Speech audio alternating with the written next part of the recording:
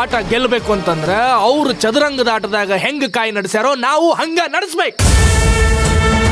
ಜೀವನದಾಗ ಸಂಬಂಧಗಳ ನಡುವೆ ನಡೆಯೋ ಯುದ್ಧನ ನಿಜವಾದ ಯುದ್ಧ. ಅದನ್ನ ಅವರು ಶುರು ಮಾಡ್ಯಾರ, ನಾವು ಮುಗಿಸ್ಬೇಕು. ಏನ್ ಮಾಡ್ಬೇಕು ಇವಾಗ? ಸಮಸ್ಯೆಗಳನ್ನ ನಾವ ಹುಟ್ಟು ಹಾಕ್ಬೇಕು, ಪರಿಹಾರನೂ ನಾವ ಕೊಡ್ಬೇಕು. ಆ ಇಂದ್ರನ್ ಮನೆಗೆ ರೌಡಿಗಳನ್ನು ಕಳಿಸಿ ಗಲಾಟೆ ಮಾಡಿಸ್ಬೇಕು. ಈ ಕಡೆ ನಮ್ಮ ಫ್ಲೆಕ್ಸ್ಗಳಿಗೆ ನಾವ ಬೆಂಕಿ ಹಚ್ಚಬೇಕು. ಅವಾಗ ಇದನ್ನೆಲ್ಲ ಮಾಡ್ತಿರೋದು ನಾವ ಅಂತ ಹೇಳಿ ಯಾವನ ನಮ್ಮ ಮಕ್ಕಳಿಗೂ ಅನುಮಾನ ಬರಂಗಿಲ್ಲ. ಅದೇನೋ ಸರಿ, ಅವ್ರ ಮನೆ ಮುಂದೆ ಗಲಾಟೆ ಮಾಡ್ಸೋದು ಯಾಕೆ? ಬರೀ ನಮ್ಗೆ ಅವರಿಂದ ತೊಂದರೆ ಆಗ್ತಿದೆ ಅಂತ ಬೆಂಸಿದ್ರೆ ಸಾಕು ತಾನೆ. ಅಷ್ಟ ಮಾಡಿದ್ರೆ ನಾವು ಅವ್ರನ್ನ ಮಂಗ್ಯ ಮಾಡ್ಬೋದಷ್ಟೇ, ಹೆದರ್ಸಾಕಾಗಂಗಿಲ್ಲ.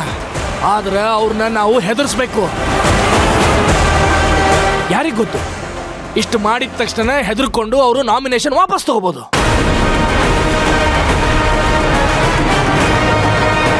ನೀವ್ ಹೇಳೋದೇನೋ ಸರಿ, ಆದ್ರೆ ನೀ ಏನ್ ಯೋಚನೆ ಮಾಡಕತ್ತಿ ಅಂತ ಹೇಳಿ ನನಗೆ ಗೊತ್ತೈತ್ ತಂಗ್ಯವ. ಶಾಲ್ಯಾಗ ಮಾಸ್ತರು ಮಬ್ಬ ಹುಡುಗರಿಗೆ ಬೆತ್ತ ತೋರಿಸಿ ಹೆದರ್ಸಿ ಪಾಠ ಕಲಿಸ್ತಾರ. ಇದು ಒಂಥರ ಹಂಗ. ನಮ್ಮ ಉದ್ದೇಶ ಇಷ್ಟೇ, ಆ ತುಳಸಿ ನಾಮಿನೇಷನ್ನ ವಾಪಸ್ ತಗೋಬೇಕು. ಇಲ್ಲ ಅಂದ್ರೆ ಜನಗಳು ಅವ್ರ ಬಗ್ಗೆ ನೆಗೆಟಿವ್ ಆಗಿ ತಿಳ್ಕೋಬೇಕು. ಸಾರಿ, ಅವ್ರ ನಿಜವಾದ ಮುಖ ಏನು ಅಂತ ಹೇಳಿ ಜನಗಳು ತಿಳ್ಕೋಬೇಕು. ಸರಿ ಅಣ್ಣ, ಹಾಗೆ ಮಾಡೋಣ. ನಾವೇ ಗೆಲ್ಬೇಕು. ಅದಕ್ಕೇನ್ ಬೇಕಾದ್ರೂ ಮಾಡ್ತೀನಿ. ನಾನ್ ಗೆಲ್ಬೇಕು ಅಷ್ಟೇ. ಇದ ತೀರ್ಮಾನದ ಮೇಲೆ ನೀನ್ ನಿಲ್ಲು ತಂಗ್ಯವ. ಇನ್ನು ಮಿಕ್ಕಿದ್ದನ್ನ ನಾನ್ ನೋಡ್ಕೊಂತೀನಿ. ಬಾ, ಮನೆಯವ್ರಿಗೂ ಬಿಟ್ಟು ಹೋಗ್ತೀನಿ. ಬಾ ಅನ್ನೆಲ್ಲ.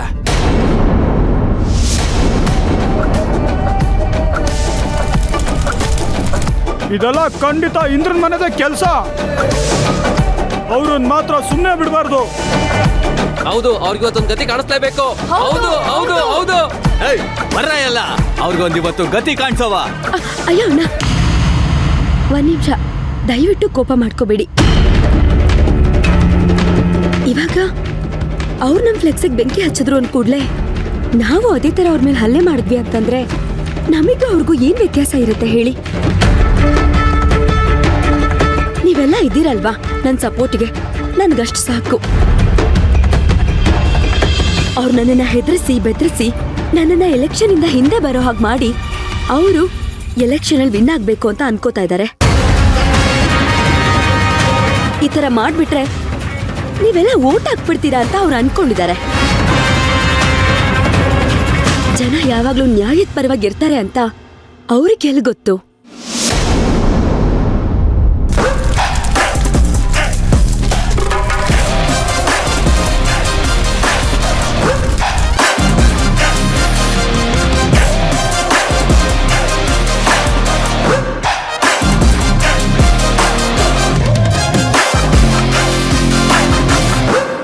ನೀನ್ ಯಾವಾಗ ಬಂದಿತ್ತಂಗ್ಯವ? ನಾನು ಇವಾಗಷ್ಟೇ ಬಂದೆ ಅಣ್ಣ. ನೋಡೋಣ ಹೇಗ್ ಮಾಡಿದ್ದಾರೆ ಅಂತ. ತಲೆ ಕೆಡ್ಸ್ಕೊಬಾರ್ದು ತಂಗ್ಯವ. ಈ ಕೆಲಸ ಮಾಡಿದವ್ರನ್ನ ನಾನು ಸುಮ್ಮನೆ ಬಿಡಂಗಿಲ್ಲ. ಅವ್ರಿಗೆ ಏನು ಮಾಡಬೇಕೋ ಆದಷ್ಟು ಲಘುನ ಮಾಡ್ತೀನಿ. ಏನ್ರಿಪ್ಪ, ಈ ಕೆಲಸ ಮಾಡಿದವ್ರು ಯಾರು ಅಂತ ನೋಡಿದ್ರನೆ?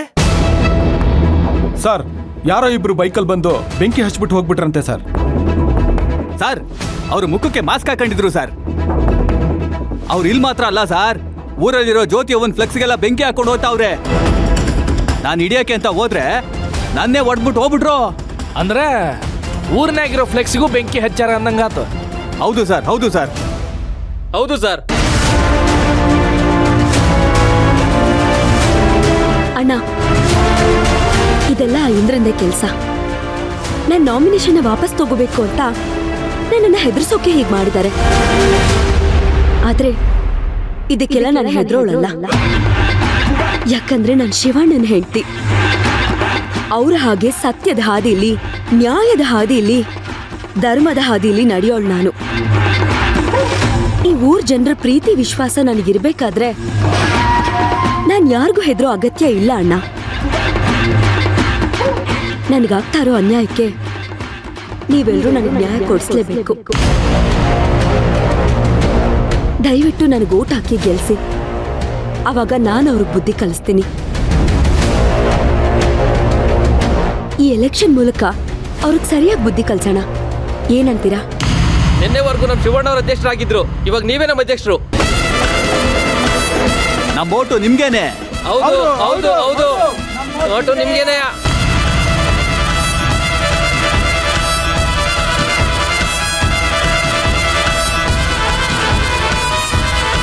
ಸರಿ ಸರಿ, ನೀವೆಲ್ಲ ಹೋಗ್ರಿ, ಮಿಕ್ಕಿದ್ದನ್ನು ನಾನು ನೋಡ್ಕೊತೀನಿ.